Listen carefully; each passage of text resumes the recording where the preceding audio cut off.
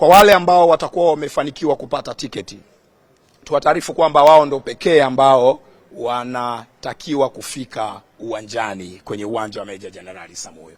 Hii taarifa maana yake ni nini? Ni kwamba kama hutokuwa na tiketi mpaka kufikia wakati ule wa mchezo, wewe hutotakiwa kusogea eneo la uwanja. Uwanjani ni kwa wale tu ambao watakuwa wamenunua tiketi.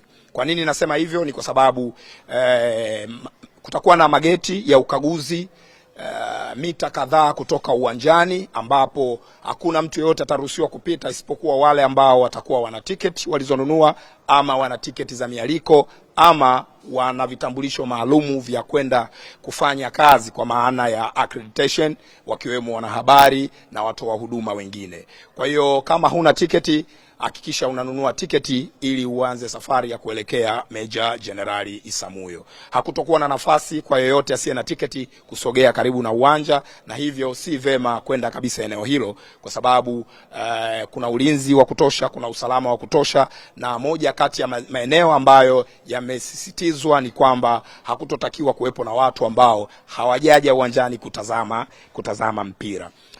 Mashabiki ambao watanunua tiketi wanakumbushwa kwamba chupa za maji haziruhusiwi uwanjani hapo, na badala yake kutakuwa na huduma mbalimbali za vinywaji pamoja na viburudisho vingine zitauzwa pale ndani ya uwanja na watu wa huduma walioidhinishwa na bodi ya ligi kuu Tanzania. Kwa hiyo hakuna haja ya kubeba chupa kubwa ya maji, kwa sababu utakapofika kwenye geti la ukaguzi utaambiwa uiache hapo, na jambo hilo nadhani halitokuwa na afya. Ni vema ukawa na akiba yako mfukoni kwa ajili ya kwenda kununua maji pale uwanjani, ambayo yatakuwa kwenye glasi maalum ambazo zinaruhusiwa kwa mujibu wa sheria zile na kanuni za usalama viwanjani.